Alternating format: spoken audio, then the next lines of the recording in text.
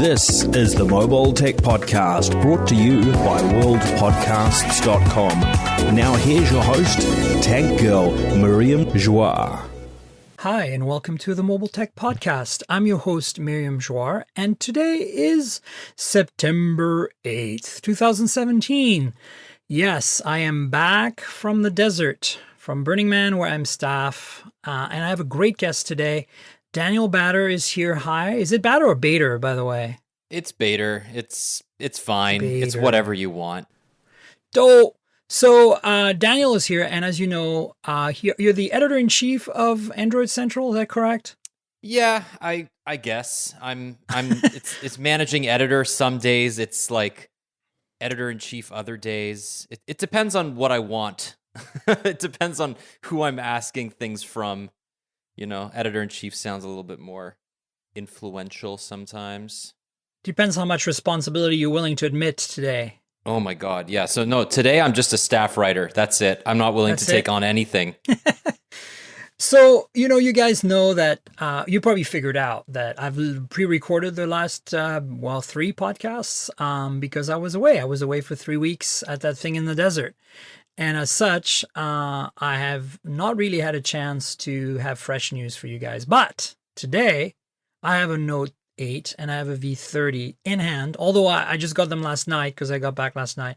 So I haven't really had a chance to play with them. But of course, I've read about them a lot. And we have Daniel here because Daniel knows all. And we're going to discuss these beasts in great detail and then talk a little bit about some other stuff. I'd like to talk about the Essential phone. I don't have one. I've requested one, but I haven't received one. I think they're being stingy about review units, of course. So I'd love to hear what you have to say about that. I'm sure you have some opinions. I do. I have many opinions. Do you have one? I do. I have one of the few white ones, actually, which I'm super excited you're kidding about. me. Wow. Yeah. How did you get your hands on that? Well, let me tell you. Sometimes Canada does things properly, as you know, as a Canadian and an expat. Canada has a weird carrier system, right? And sometimes we get exclusives, and TELUS for some reason became the exclusive carrier of the Essential phone. So they had a bunch of white models, and I was really lucky to get one. I only have it until I think Monday. And wow. Today's Friday, so I have to get my review done over the weekend, but it's beautiful. So you guys haven't reviewed it yet then? We have. Andrew reviewed it, and he was about as taken with it as everybody else. Hardware great, camera crap. And that's I expected that, I got a vague. So this is, I know we're not talking about the two phones. Let's get to them in a minute. But let's get the Essential phone out of the way.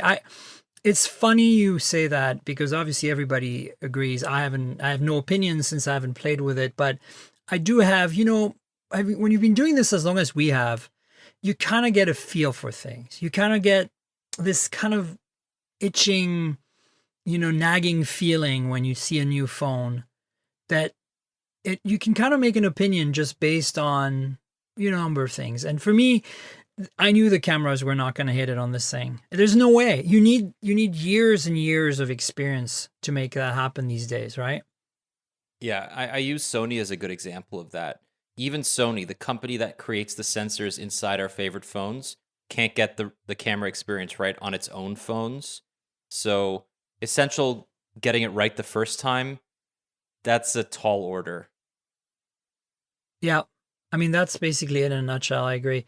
So I wasn't expecting too much from the camera on that phone. And from what I see, there are lots of issues. The lack of OIS is the biggest one, in my opinion, just like the Moto Z2 Force, I guess. Yeah.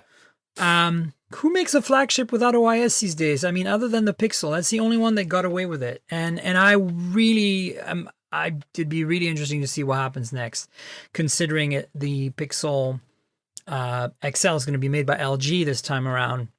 Right. I'd be surprised that it didn't have OIS because LG has been a long time user of OIS. They were the first to really push OIS on Android phones at the same time as Nokia was pushing it on their Lumia before their Windows phones before they got acquired by Microsoft. So I don't know. It's possible that Google said, no, we're going to continue with computational photography. pushing the envelope like we have so far with the Pixels, and we're not gonna need OIS. And they're the only ones who can get away with that claim right now. Absolutely. I mean, maybe Apple could as well if it didn't have optical image stabilization. Like the regular iPhone 7 doesn't, and you can kind of tell the difference. But like, there are two companies, maybe three, including Samsung, that are investing billions of dollars into computational photography. And Google has proven again and again that you can create some incredible stability from it's almost like selective cropping, because if you ever use that motion stills app on Android or iOS, you can see exactly how they get that effect. It's by cropping and then stabilizing the crop. It's really fascinating. Yeah, I mean, look, I'm gung ho. I use the Pixel. So here are the phones I took to Burning Man, and I haven't posted my photos yet. Sadly, I was very busy at my gig this year. I had more responsibilities than in the past, which means I didn't go out to Burning Man proper to the event as much as I wanted. But I did, and I took some photos, and I used the following phones. I used the Pixel, of course, XL, that is my daily driver. I used the Samsung Galaxy S8 Plus. I used the LG G6. Again, keep in mind, I did not have access to the V30 and the Note 8 early. I tried really hard to talk them into letting me take these pre-production with me to the desert, because the photo ops are really insane, but they couldn't make it happen. They were into it. They just couldn't make it happen. I took the U11 with me, and I took the Huawei P10 Plus with me. I figure that's like the cream of the crop, right, in terms of imaging. Yeah. So, and I tried them all, and of course the U11, kind of like really, really impressed in low light as always. The Galaxy S8, always good in every condition. G6, really awesome with its wide angle. P10 Plus, really good at double time zoom, lossless, and at monochrome photography. And the Pixel just generally good around, good all arounder, and in fact, in some cases, really better than the others because of the computational aspects. And in some cases, because of the lack of OIS, you couldn't do the light trails and stuff that I wanted to do as well, as I could with others. So, like, that's the thing. Like, a lot of people are telling me, well, you don't need OIS. Look at the Pixel. And I'm like, you don't need OIS if you don't want to be creative. But if you want to be creative and do things like light trails or handheld, long exposures in manual mode, you pretty much need OIS. So, I'm hoping that Google doesn't rely on it, but has it included, at least in the XL this year, Well, it's interesting you say that, because Google feels like it knows better than its users when it comes to the features in its camera app. And sounds like Apple. It's kind of like Apple, but I mean, what I find so fascinating about it is that as good as I think the Pixel's camera experience is, Samsung and LG seem to understand that you can have a great auto mode, but not, alienate the people like you and me who love the manual stuff. And yeah, and Apple doesn't seem to get it either. I find it flabbergasting that Apple doesn't have a manual mode of their own, that you require third-party app on iOS, which many of them exist, and they're very good, some of them. But it's just vexing to me. It's like, come on, Apple, if you did a manual camera, I know it would be killer, right? Right, but at least there's an API on iOS that allows you to do that. On Android, there really isn't. Android or Google hasn't updated the Camera 2 API in like 3 years, and I am hard pressed to find a really good third-party camera app that I like. I've bought every one of them. Me too. I've got them all, and I never use them in the end, because I find that the native cameras that are provided by Samsung and LG, and to some extent HTC has gotten better, are just better than anything you can buy. But that's the problem, is that you're kind of locked in. It's weird. You're locked into that app, and there's no incentive for the manufacturers to share those features, because it's why you buy the phone in the first place. Whereas Google, I think, has an incentive to build a really good manual camera feature that can be shared across the entire Android ecosystem. If your phone supports manual features, just show them when you open the camera app. But unfortunately, I guess it just isn't a priority. It's disappointing. I agree. And it needs to happen, and Google needs to get on top of it. And I also do think that they need to have OIS on their devices, at least on one of them, to really show, let creative people do their creative stuff, you know. So another phone I brought with me for Burning Man was the Moto Z2 Play. And you're going to say, why? Because of the 360 mod. Right. I didn't want to bring the Z2 Force with me because, well, I was like, longer battery life, headphone jack that I can use in the car, and then the 360 mod. So I took some 360 photos for the first time at Burning Man, and that was very interesting. Low light was kind of meh, obviously, but they still look great, and they came out good overall. I'm pretty happy. So that was the collection. And so that brings us to today. Two of the phones in that collection, the G6 and the Galaxy S8 Plus, have been superseded by better, bigger, stronger, faster phones. And I want to talk about them. And let's start with the V30 simply because chronologically it came out first. Right. What is your take? I want to hear your take because obviously I've literally just taken them out of the box and I don't have enough hands-on time to judge yet. Yeah, I was surprised at how much I like the V30. I liked the G6. I think it's a solid piece of hardware that was so quickly overshadowed by the S8 that many people just forgot about it. But I don't think that's going to happen with the V30. I think the V30, for many reasons, stands on its own. There were some really good design decisions made from perspective of, closing up that battery, making it a metal side, glass back, kind of familiar design that anybody who's bought a Samsung phone will not feel alienated by in the same way that they did the V10 and V20. This is a much more mainstream phone. But there's also so many unique and great features for audio files and video files. And I'm somebody who really loves good, high quality audio, as I know you are. Yes. And I have a bunch of high impedance headphones that I've plugged into this thing, and it's mind blowing, isn't it? I mean, yeah, it's about as good as a really like decent headphone amplifier will give you from a computer or any other nice source. So is it improved over the V20 at all? I don't think so. I think it's the same ESS DAC as the V20.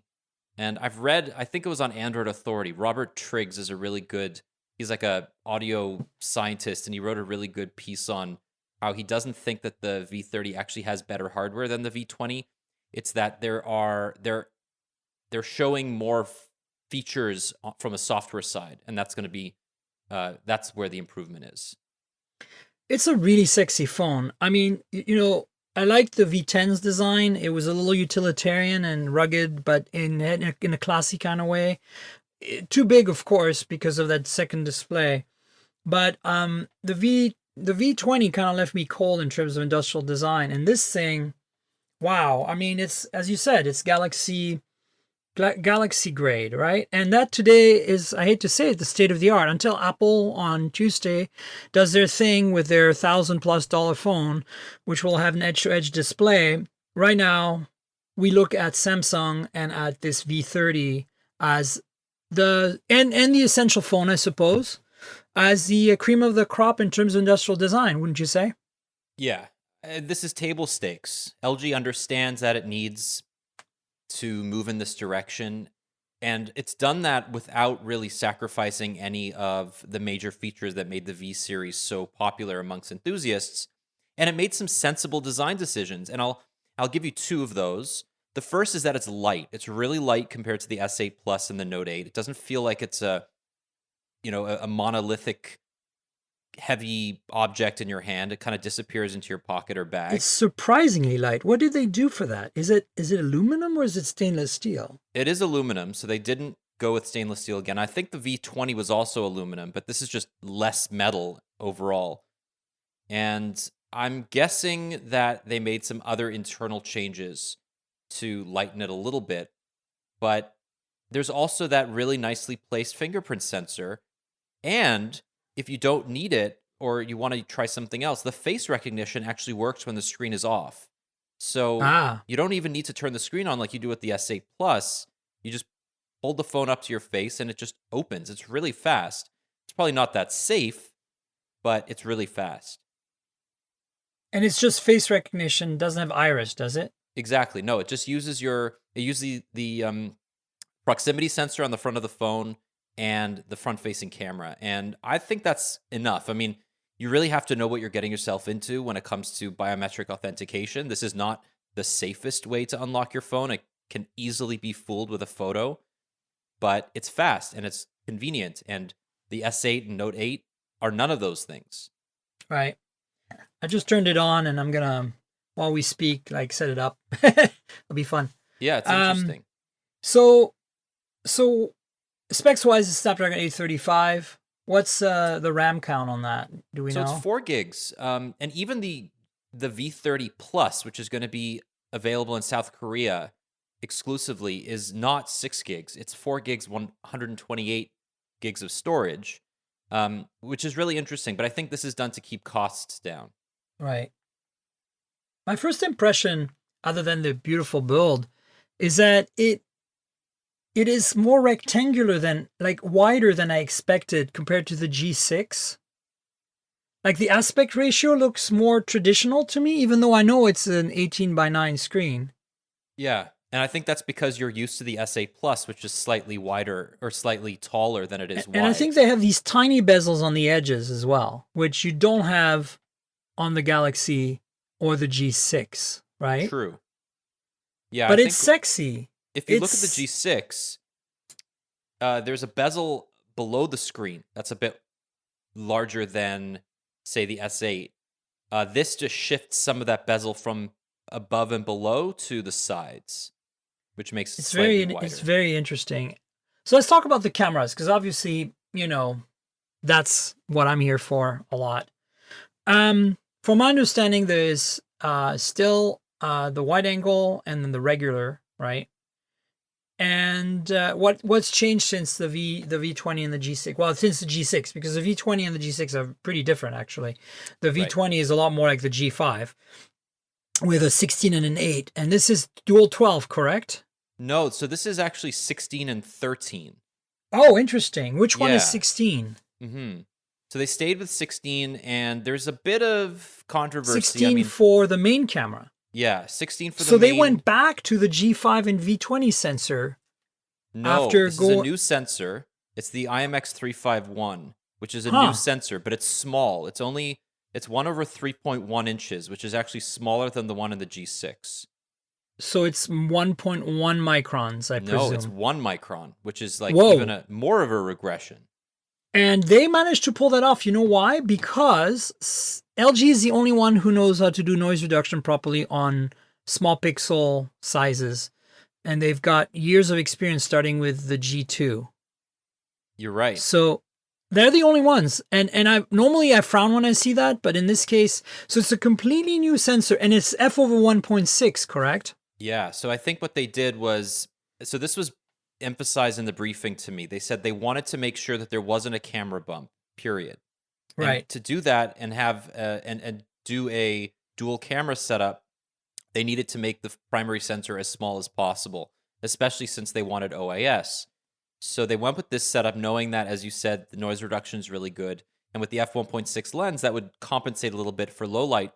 It's not entirely true because low light on the V30 is not great. It's good, but it's not G6 or Pixel good. Oh, interesting. But it's fine. I mean, like capital F fine, and you won't like hate your life the way that you may with an essential. And you phone. get a little more resolution, which really helps when you want to do zooming and cropping.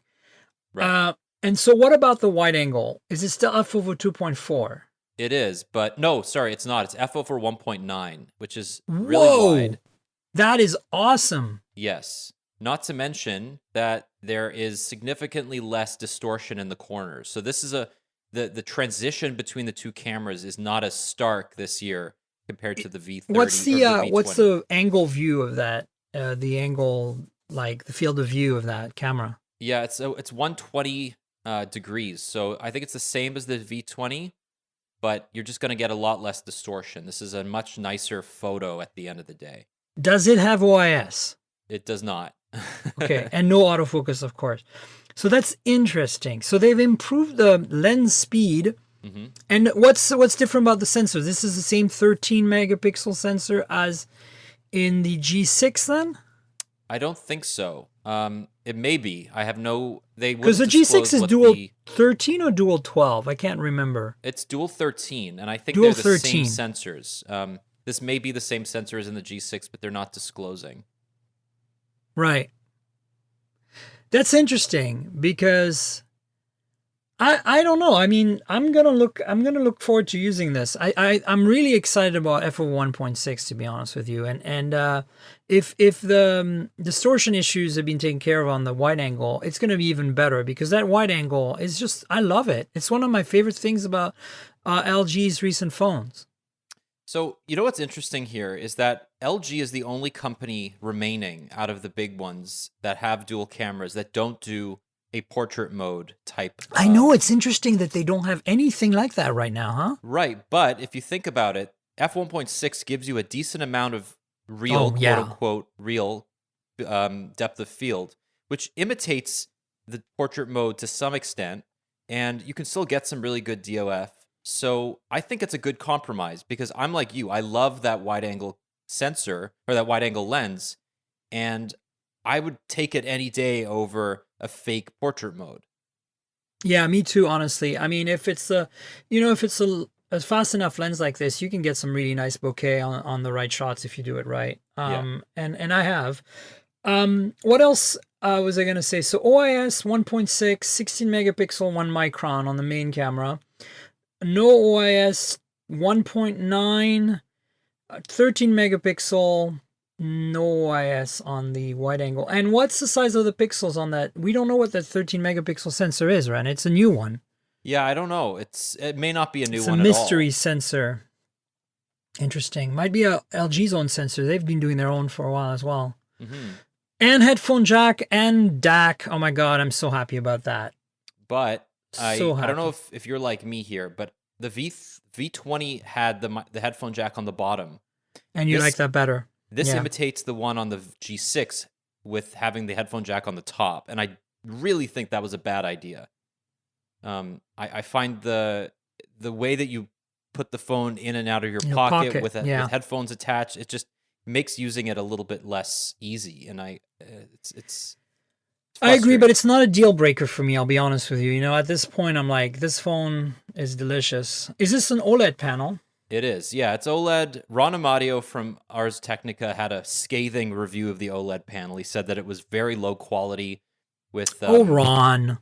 We love you so. To his credit, and he's not wrong, the OLED panel itself is great. I think the colors are good. The brightness is fine.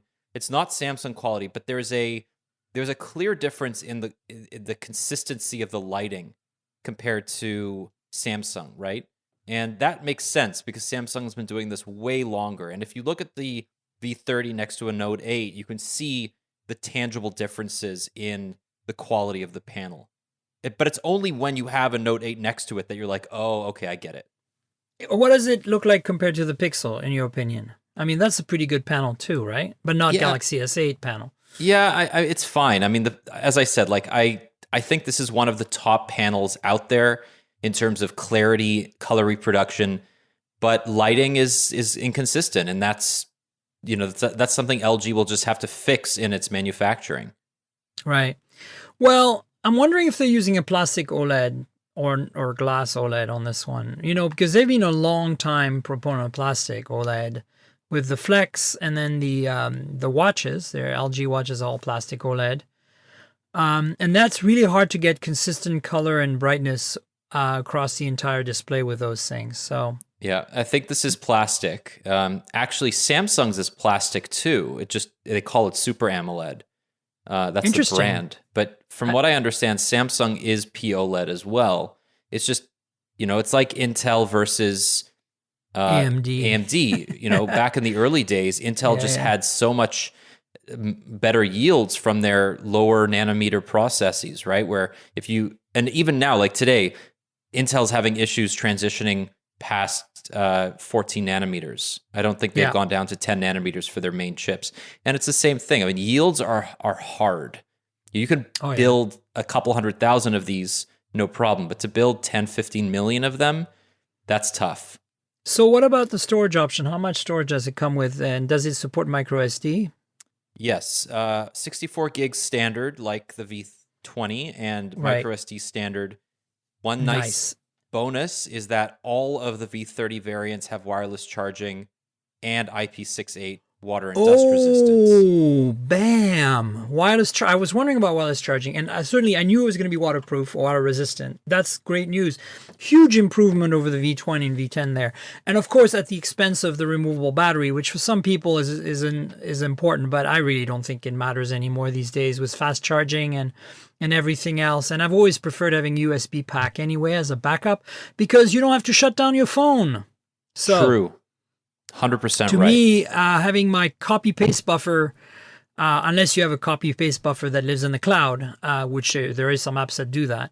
But I like my copy-paste and my recent apps to remain exactly the way I left them. And so having to shut down is a problem for that. Well, so this is a pretty awesome phone. I'm really looking forward to playing with it. Obviously, dear listeners, you will hear all about my feedback and my thoughts in the next podcast. We'll talk about the iPhone then too. Let's talk about the Note 8 real quick. So what's your take in general? So it's so interesting. The Note 8 is probably the best Android phone you can buy right now. But it's also really boring. It's funny how everybody has that feeling. I don't really feel that way. I mean, I feel it. How much better can you get? Like, yeah, you can go essential phone, right, and be the titanium and ceramic. But what else are you gonna do? Like, what do you expect? But I think that's the point. You know, it's almost like, you know, to go back to the desktop or laptop computer analogy. You know, we're sort of in a resurgence these days of laptop design and computer, you know, desktops in general. But for a while, I think, you know, when the MacBook Air was announced and the Ultrabooks from Intel and Microsoft came out to compete with it, there was this battle to make the best Ultrabook. And after a while, things just sort of settled down, and we realized that you don't really need much more than just a Dell XPS 13 or a MacBook Air. And I think we're in the same boat now where every phone is really good. And this is just the best example of that really good phone. But it it's doesn't also mean it's exciting, insanely right? expensive. Because you could, they're all going to start looking the same too eventually. Let me tell you a few things, because that's the one I've actually gotten a briefing on. And of course, I've got one in hand right here, even though I haven't turned it on yet. Literally arrived this morning, this one on FedEx. I love the fact that it's squarer. I like square phones. I don't know. I don't like the rounded corners. So you're saying of the S8, you don't love the rounded corners? Correct. I mean, of all the phones, a lot of the phones. I like the Xperias because of that. I like the Essential phone because of that. I like the fact that the Note has gone back to more square design. And it's big and heavy. That's the initial takeaway. If you can live with a big and heavy phone, this is the phone, and you have the money. But if not, I would say, the V30 is the one to go with, right? Basically, is what it boils down to now. Wouldn't you say? Okay, so we didn't talk at all about software on the V30 side. Well, let's talk about it in a second. I agree with you. But I have to. But you asked me the question about which one would I prefer, and I think it does boil down a little bit to software because the V30 software doesn't feel as polished as the Note 8. So if I were to say to you, if you want the iPhone of the Android world, and I say that knowing that there's the Pixel and there's the Essential phone, but I really do think that if you're looking for the simplest experience possible that's available everywhere, because the Pixel's not, you should go with the Galaxy S8 or the Note 8. And the software on the Samsung side has improved a lot. It's improved it's massively so much better. I mean, that's one of the things that blew my mind about when I reviewed the GS8 and S8 Plus. It was that finally, out of the box, the software was good. It it didn't piss me off. That's Isn't never that funny? happened with Samsung before. Exactly. It's so interesting. It's like the first time since the Galaxy S2, right? That I can remember not You're hating right. the software S2 on a was Samsung phone. pretty awesome. Yeah.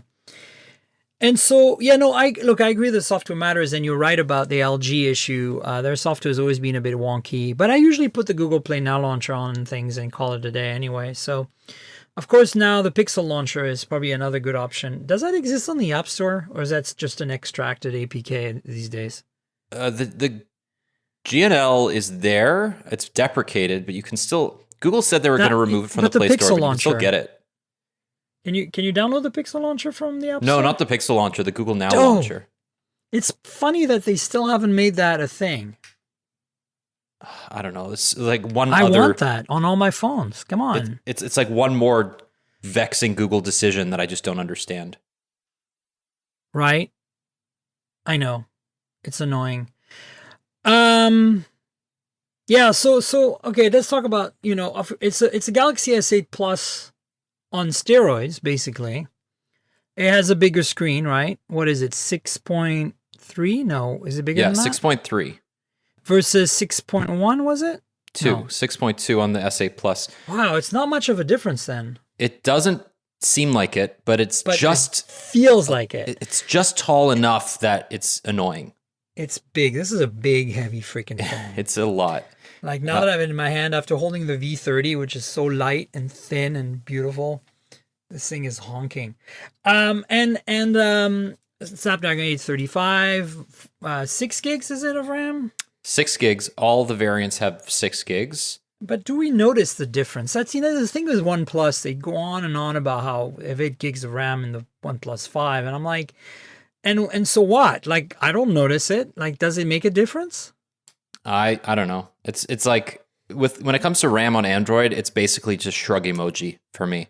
Yeah, shrug emoji.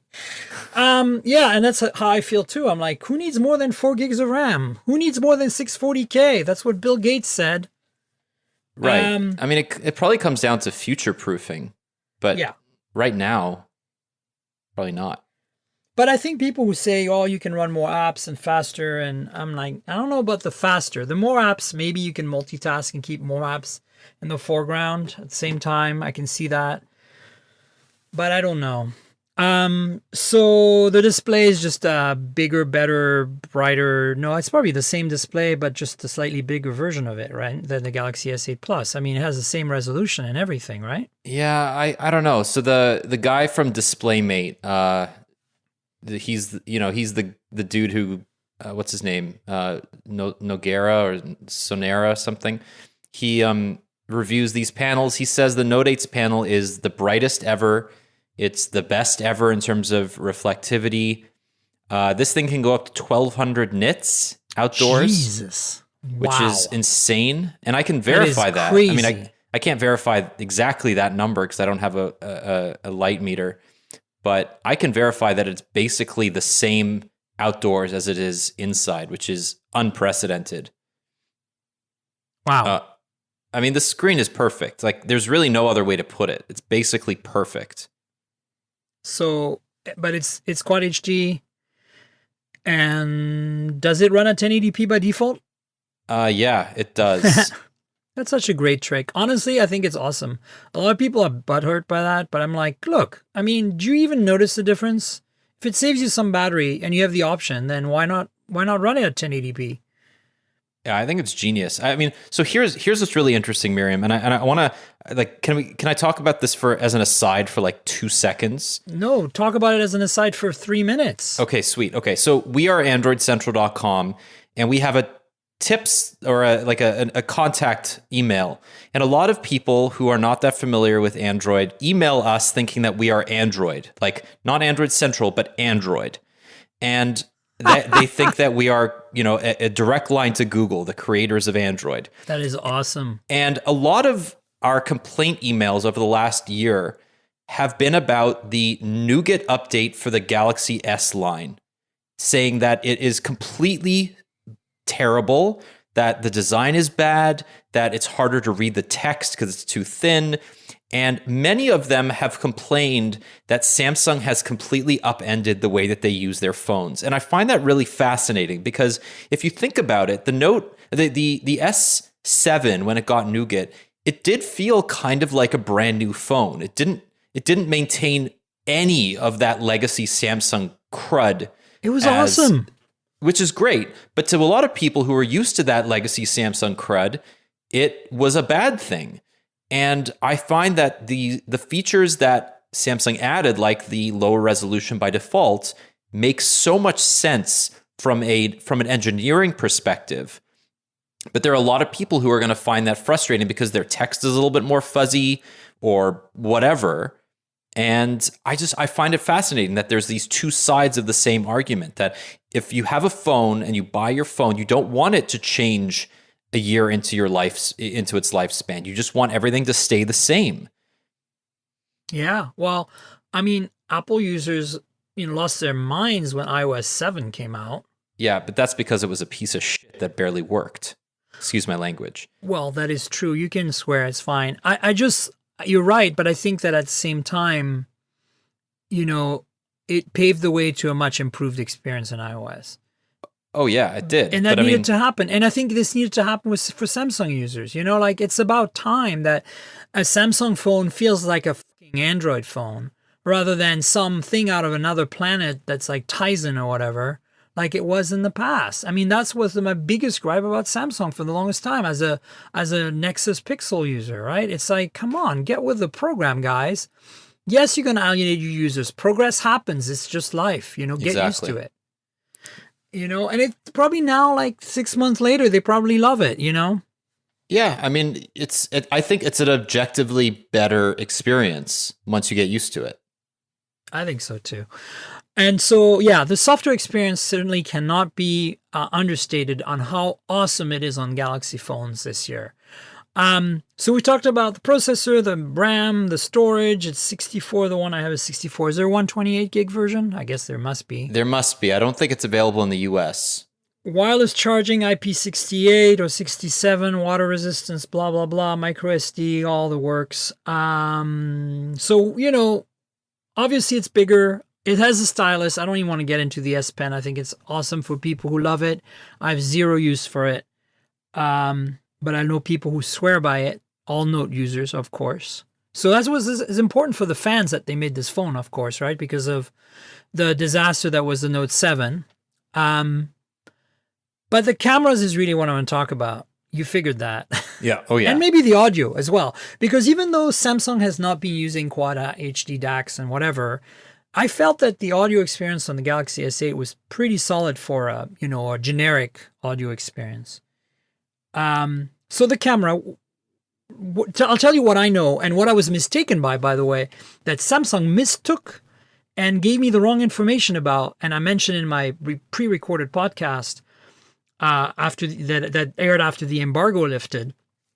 I thought both lenses were going to be f/1.7, and that's what they had told me. But it turns out that the telephoto is f/2.4. Which is very disappointing to me. But at least has OIS, so it's the only phone with telephoto that has OIS right now, right? It is. I'm torn because it technically is a very impressive secondary shooter, right?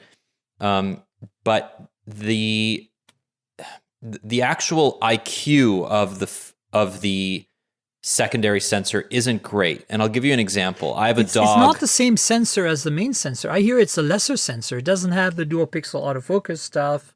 Yeah, it's definitely not the same sensor. And you see, that's the other thing that Samsung at the briefing didn't tell me correctly. They said both sensors are the same. Both are f/1.7. And one is a tele.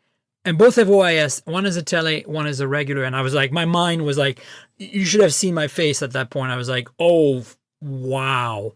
And that's not the truth. The truth is it's a lesser sensor and it's f/2.4. Yeah, and that's normal. I mean, if we're thinking rationally, that it probably shouldn't be an f over 1.7. That's kind of why I was like, really? Wow, mind blown. Like, how did you achieve an f over 1.7 on a telephoto, right? Yeah, I mean, then you're introducing optical properties that are probably not desirable on a telephoto lens. Exactly. I'm just thinking like, okay, so I have a dog. I take her to the park. I want to take a couple nice photos using the 2x camera, but it tends to stick to 1/30 or less because it doesn't have OIS and it doesn't have the same dual, autofocus pixels and all the other guard. It doesn't have OIS, so it does. It does have OIS. It does have OAS, sorry, but it doesn't have the same ability to focus on and keep focused on a subject. Right. And it because it's the f2.4, it doesn't have the same amount of area for the light to go in. And I don't get good shots, period. I just do not get good shots, action shots. But Everything else is fine. That is my general gripe about these telephotos and why I think the wide angle is the way to go. Like, if you ask me, either go monochrome color because that's interesting from a dynamic range point of view to me, or go not tele, but wide angle like the V30 and the G6 and all the preceding ones. Because I think Apple makes so much fuss about this, and it's really not. There's no fuss to be made here. It's a minor gimmick at best, and portrait mode is possible because of the dual camera, yes. But with a f over 1.6, like on the V30, you're gonna get portrait mode no matter what. So I don't get it. It's a bit weird to me that there's this big portrait mode thing going on, and OnePlus is a good example of how you fail at doing this implementation, right? Well, I mean, OnePlus just doesn't have the bodies to engineer a great portrait mode. I mean, period. Well, Samsung and neither does. does Moto, apparently, because the Z2 Force's portrait mode is meh as well. Oh, it's a disaster. I mean, the whole camera setup on the Z2 Force is a disaster. At least with the Note 8, you have a decent primary camera experience, but the primary camera experience is the exact same as it is on the S8. You're not getting anything new. There's nothing better. And if you're thinking about it, the S8 wasn't an improvement over the S7. In fact, exactly. We did some tests and we found the S7 took better photos than the S8 in most scenarios. Interesting. So, yeah, we did like an apples to apples comparison when the S8 came out, and we found that there was a lot more smoothing on the S8, and that it just wasn't as there was a lot more noise excuse me, in certain situations. Sorry? I said, okay, so I was going to say something, but continue. I want to listen to what you say. No, and that's it. Like it wasn't as good. And so I have a theory. My theory is this, that the Galaxy S6's camera is better than the S7, S8's. Wow. And people are like, what are you talking about? I like pull out that old GS6, update it to the latest version possible, and go out there. Yes, it's not as fast. Absolutely. Yes, it doesn't have the auto HDR that's as awesome as what we're used to in this world of pixels and Galaxy S8s. But here's the thing. It's an f over 1.9, which is pretty awesome. And it's 16 megapixels with not too small pixel. They're not great. They're not like 1.4, 1.5, but they're like 1.2, I think. They're not bad. And honestly, I feel that you get greater detail, especially in low light, on that Galaxy S6 than you did on the S7 or the S8. But we've just all forgotten because we've all put our eggs. It's like the ultra pixel back in the HTC 1 days, right? We really focused on the low light. We wanted the low light to be really good, and it is really good. But we lost so much detail. It's true. Pull out a Galaxy S6 and play with it. You'll see. You know, it's funny you mentioned that because my favorite experience shooting on a camera, I think, ever, and maybe I'm just talking out of nostalgia, but the Note 5 was, and it still is, one of the fastest and most entertaining phones that I've ever used to take photos. So And that's you're right. the same sensor as the Galaxy S7. So there you go. Same sensor as the S6, I think, right? 6. Yes. Yeah. So That's you're what I absolutely meant. right. Try it. You'll be surprised. I mean, look, we're in a different world now, but this is worth revisiting, is what I'm saying. And yeah, and so you've been warned. It's like, I think that's kind of why I think LG went back to 16. When you get that much detail, your noise reduction works better. Because you can blur things a bit but not lose too much detail. And then when you have that much detail, you can crop and zoom better. Zooming, I don't generally do it, but cropping I do. And I like to be able to crop without things looking like a blob, right? Mm-hmm. So it's a tough thing. It's really a tough compromise. But I think the Galaxy S6 and the Note 5 are kind of forgotten children of the awesome camera world. You're we've right. kind of passed them by after the Galaxy S7, and then now we're kind of like in this mode where we just accept that behavior. And I think the Pixel also reinforces that, because it's a 12 megapixel large pixel.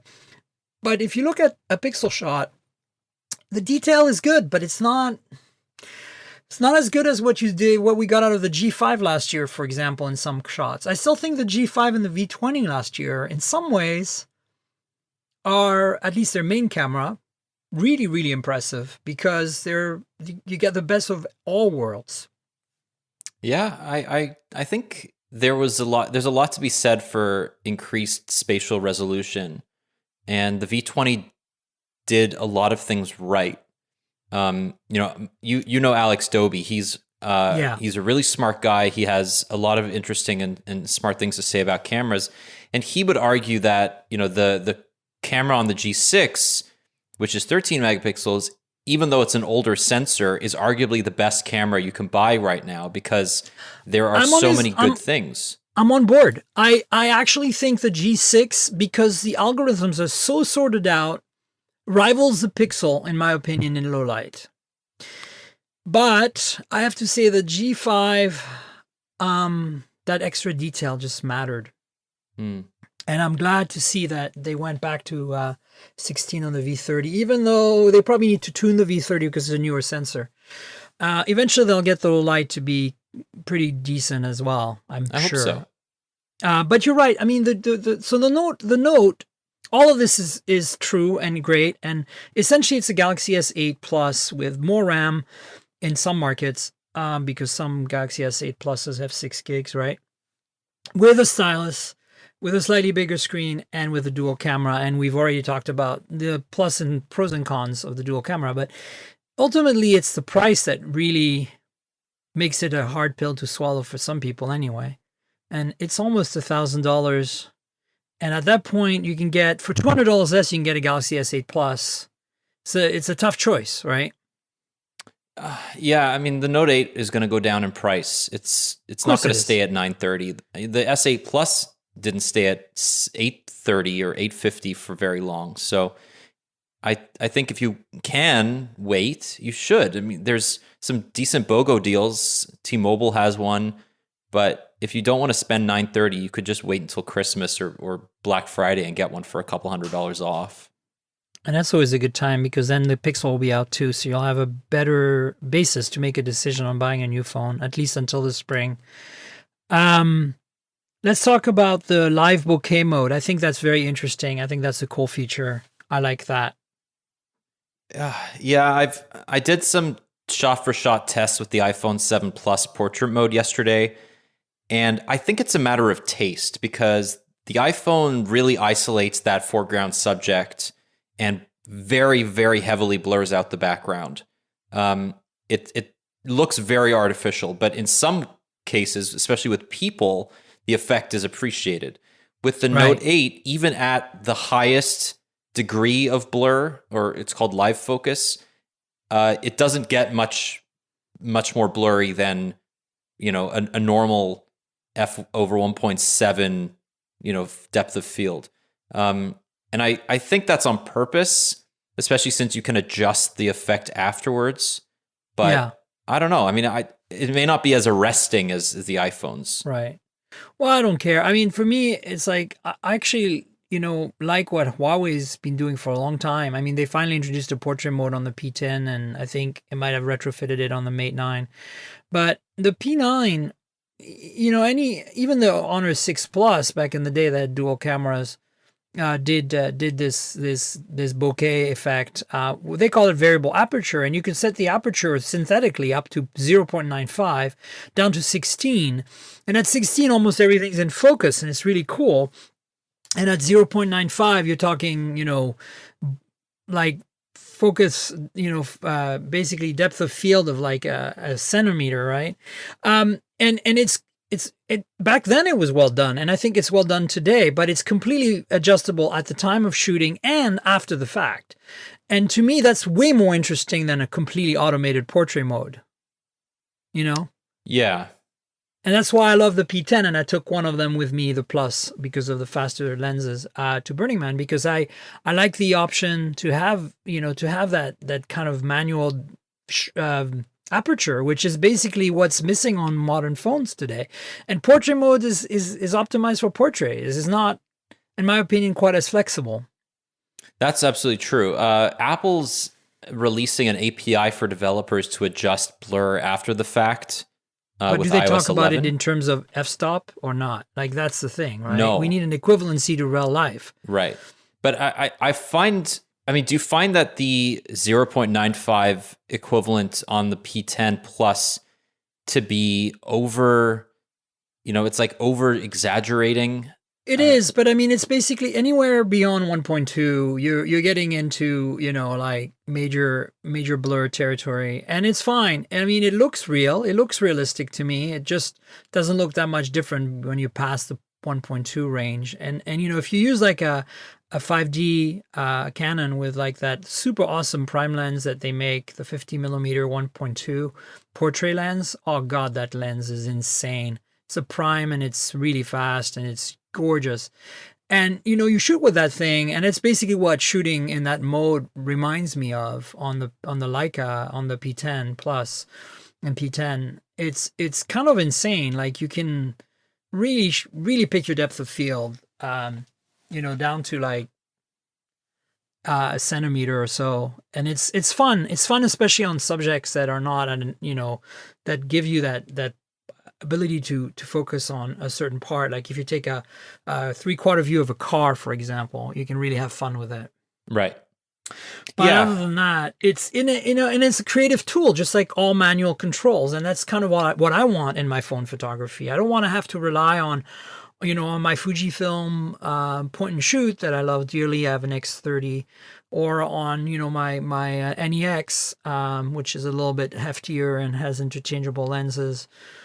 To do that kind of effect. It's nice to have it on a phone, and that's why portrait mode, it's nice. I love the results, especially Apple has tweaked it to really well, but like, how often do I take portraits? Is not that often. I take a lot of photography of things and landscapes, and I need that flexibility, Yeah, I agree. I think Apple's whole lifestyle thing is emphasizing people.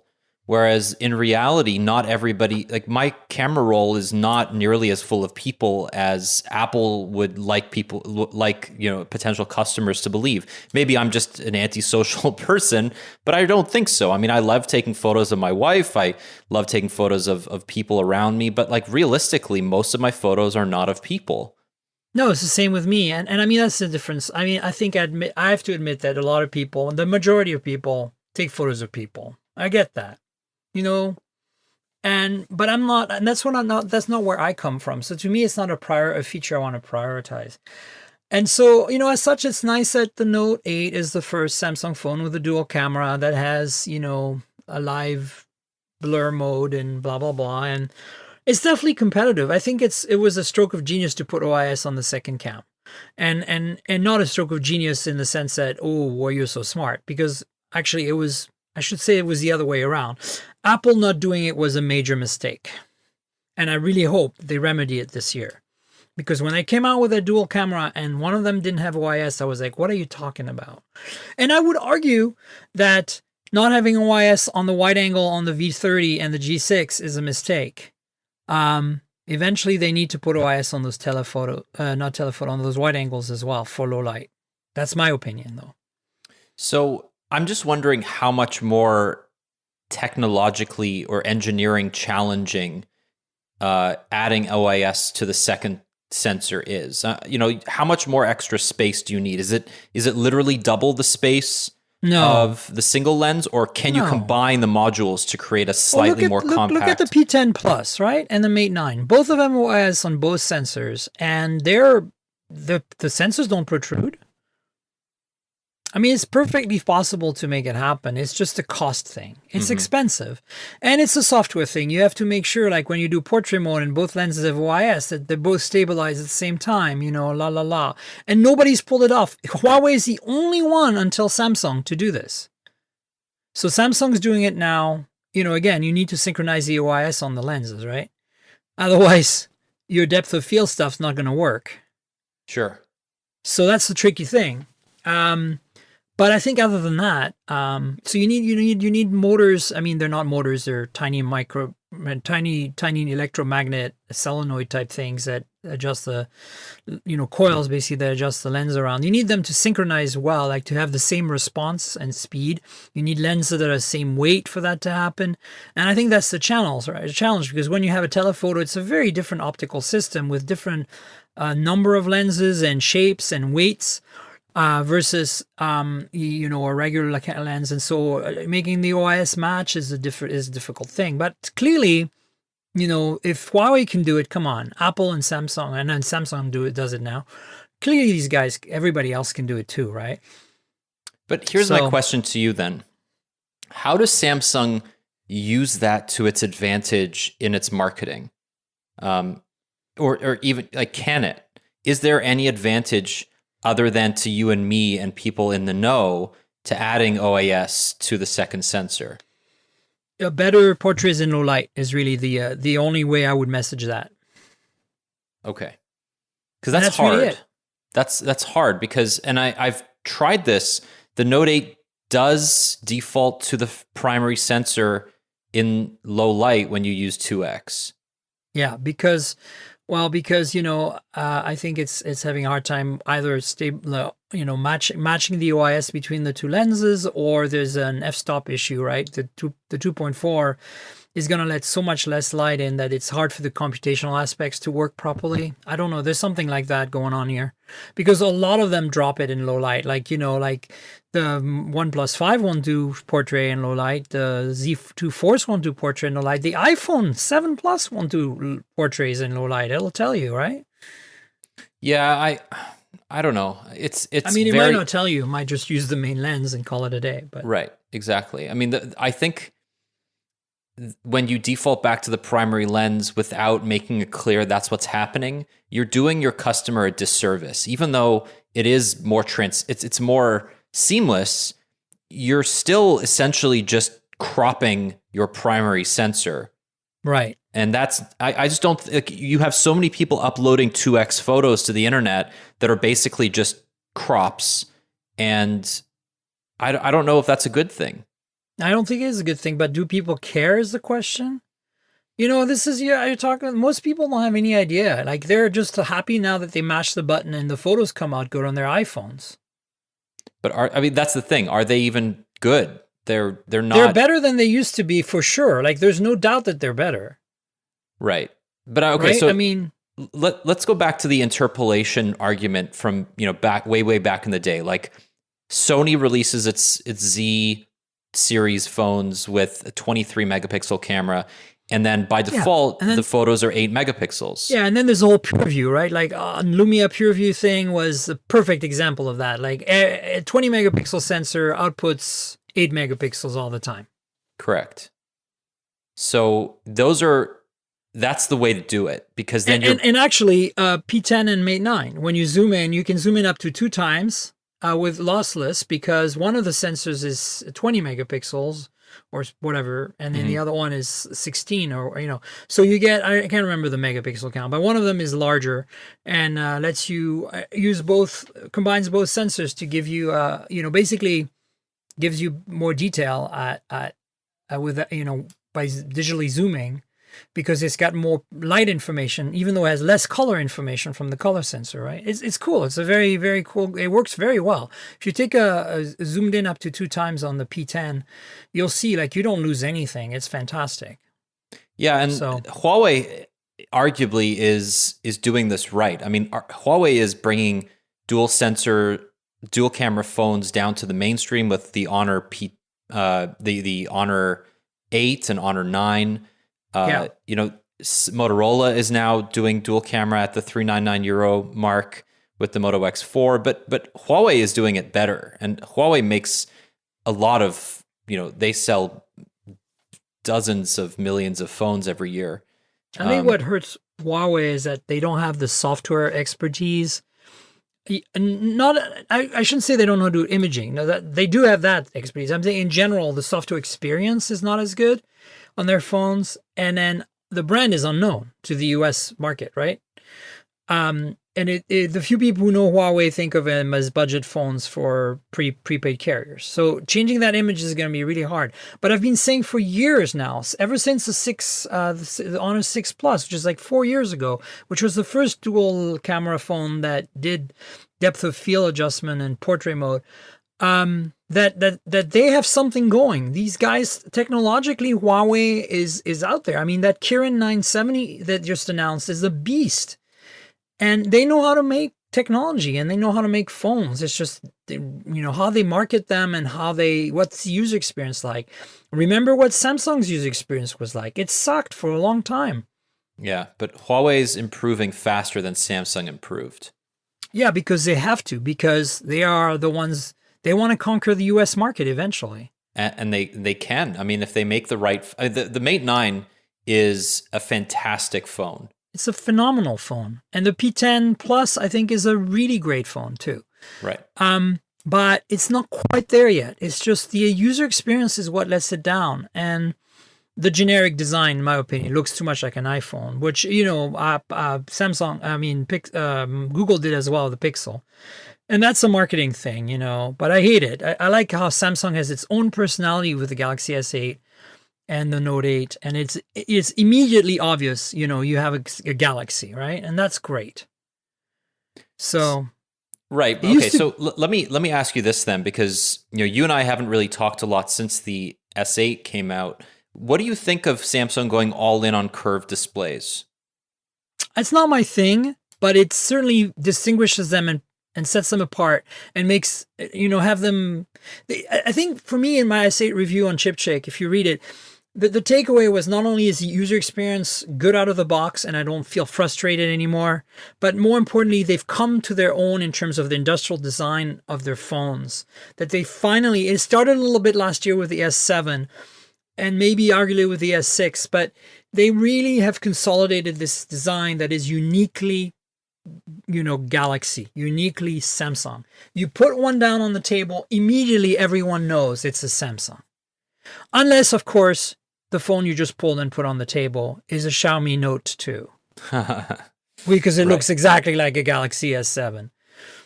But that's because Xiaomi likes to copy everyone. But you know what I'm saying? Like, they've come to their own in their industrial design, and I think that's a really great achievement for them, because for the longest time they were chasing the iPhone. Yes. And let's face it, the iPhone is the most boring design of a phone in the entire planet. I cannot wait for whatever's coming on Tuesday to really change that. It's so interesting that there's this movement of people who want the iPhone 4S and 4 design back. You know, well, I'd love it. It's scaled in size. I love the design. Yeah, I just want it bigger. I would say that, you know, if they could pull that off, that would be really interesting. But I don't think it's ever going to go back there. Yeah, I mean, if you look at their phone, I mean, other than the MacBook 12-inch, which I have, which I'm recording on right now, which I think is an evolution of the MacBook Air design, but in an improvement in evolution. Other than that, frankly, there's not a single Apple product that has intrigued me in terms of industrial design recently. I don't think the MacBook Pros are offensive. I think they are very purposeful and they look good. But if you look at their mobile devices, the The Apple Watch is a scaled down, exact down replica industrial design from the iPhone that we know today, the 6 and 7 and 7 Plus. And the 7S and the Plus phones are just bigger versions of the same. It's the same thing, and it's boring as hell. I mean, this rounded corners all around with the exact same radius. Oh my God! Like, seriously, Johnny Ives? Like, can you not come up with something more interesting? Because you sure did with the iPhone 5 and the iPhone 4. And I felt the same way about the original iPhone and the iPhone 3G, and they were boring to me. They were ugly. They were blobby. I really can't wait to see what's coming out on Tuesday. And I know, obviously, we've seen the leaks. It's, still very much, the same radius rounded corners thing, but at least it'll have this edge-to-edge display, and it'll have a slightly different camera arrangement on the back that'll hopefully make it more interesting. But they've got to innovate. Like, to me, that's why I like the Essential phone. It's like radically different looking, Yeah, the Essential phone is in many ways like that iPhone 4S. It's just a honking piece of very dense metal, and I like that. I think that it works. It works really well, and it's waiting for software to catch up, because a lot of the apps on the Essential phone don't scale properly. So it leaves black bars. And, Samsung has that problem too, but Samsung has a solution for it, whereas Essential doesn't. I agree. And also LG has a solution to it. I mean, this is only a matter of it's growing pains, because, a year from now, every phone will have, 2:1-ish aspect ratio. LG's already announced some budget or cheap mid-range, even lower than mid-range phones recently, like a few weeks ago, that had 2.1 aspect ratio.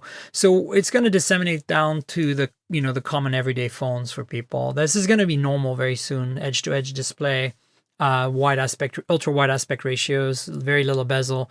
So eventually Android's going to catch up, and I really hope that with the Pixel XL this year being made by LG and having a super wide angle screen, we're going to see an official way to support that stuff from Google, right? Yeah, I think with even in Oreo, I believe there are some calls to 2:1 and 18.5:9 aspect ratio screens. Knowing that the Pixel XL 2 will have that same aspect ratio, I think it makes sense why Google will hold off until October to say, hey, we now officially support this. It may only come in Android 8.0.1 or 8.1, whatever launches with the Pixel 2, but I think it's very clear that this is the direction Android is moving. And I hope so. I mean, it's kind of a bit of waste on the existing phones right now that you can't use all the apps properly. Listen, it's getting time to wrap up. I want to quickly touch on one thing that we haven't discussed, and your quick thoughts, like 1 minute or less, on the Moto X4 that was finally made official, that I discussed about 3 podcasts ago with Sherilyn, I believe it was at the time. What are your thoughts on that phone? Where does it fit into the Moto world? You and I are big fans of the Moto phones this year, other than the Z2 Force, of course. I like the Z2 Force. I am conflicted. I really do. I think Motorola is... I'm a fanboy. I love Motorola. I like the Z2 Play, personally. I think the Force missed the boat. I do too, but I like it, despite its problems. And that's my conflict. And I'm looking forward to the Moto X4, if only because it's IP68 water and dust resistant, and it goes the LG direction with its dual camera. So it has a wide angle secondary camera. Oh, that's cool. Yeah. I think that Motorola made some interesting decisions in its design. The 2.5D glass on the back looks really nice, and they're not constrained by the Moto Z form factor with the X4. Yet it's not a flagship. It's really interesting. It's like a hybrid of the two lines, the former X line and the current Z line, but it's not a flagship, right? So it's kind of interesting. Yeah, and if you look at the European price that's been released, €399, it's likely it'll be about the same in the US. And if you're looking forward to later this year when the phone comes out, and you put two and two together, you can kind of see where Motorola is going to position this phone. And that is exciting to me. There's a lot of potential here for Motorola to create a mid to high range phone the way that they've taken over the low and entry-level market with the E and G line. Yeah. We'll see how it goes. I've asked for a review unit. I'm sure we'll eventually get one. They didn't seem like they had anything available yet, so I don't even think it's out. And now I'm going to try really hard to get an Essential phone. I think I'm going to ping my friends at Sprint, see if they can help me out, because the Essential PR people are like, "Who are you?" I'm like, "Seriously, people?" I think they're mostly like, "Who am I?" Like, they don't even know what the hell they're doing. Well, that's the problem with honestly, anything Andy Rubin has ever been involved when it comes to media, the guy is kind of like Steve Jobs. I don't think he likes the media. I don't think he treats them well. Maybe I'm judgmental, but that's the vibe I've always gotten. And, his company is certainly behaving that way. Yeah, you may be right. They're certainly not making an effort to build relationships with, at least, unless you're like one of the top 5 tech blogs or major, newspapers or something. And it's kind of disappointing. That's not, how... OnePlus is an example of a company who knows how to butter people up to get the attention of the media, They do it really, really well. Yeah. And I think HTC does it really well too. We love them despite their shortcomings, I would say, Well, we didn't talk about how Google may buy HTC, but maybe you can hold that off for next week. Yeah, I read that rumor, and I think that's an interesting one. And, they did buy Moto once, and we know how that ended. So we sure do. I don't know. On that note, why don't you plug yourself? Tell everybody where they can find you on Twitter, on Android Central, all that. So you can find me on Twitter at JourneyDan. It's like Journeyman with a D. You can find me at Android Central, sometimes at iMore and Windows Central as well. And you can find me on Instagram at JourneyDan as well, because I'm kind of like you. I'm a photo nut, so I take a lot of photos and post them there. Great. And thanks so much for being on, Daniel. A real pleasure. And I have to admit, I'm really thankful that you were able to educate me on all the things because, I just literally got back and I haven't had a chance to catch up on all my spec sheets and, press releases. I just got the phones, which is a big start for me to, dive in. I'm really looking forward to playing with them. And, so thanks for that. Well, thank you for having me on. This was a lot of fun. I really appreciate it. Great. So stay tuned for next week. We'll talk iPhone and we'll talk about these 2 phones we talked about today, at least my experience with them. And I want to thank World Podcast for hosting the podcast and doing the editing work. And, you can find me on Twitter at Tankgirl, TNKGRL, like the comic book character without the vowels. And mobiletechpodcast.com is URL if you want to subscribe to the podcast. I encourage that you do. And my YouTube channel is youtube.com/Miriam Joire, Miriam with a Y. Subscribe and check out my mostly unboxing videos. I just love unboxing videos. Daniel, are you a fan? Not anymore, but I appreciate those who still are. It's fun. All right. Stay tuned till next week, and we'll talk to you then. Cheers. Bye-bye. This has been the Mobile Tech Podcast with Tank Girl, proudly presented by worldpodcasts.com. You can visit us online at mobiletechpodcast.com.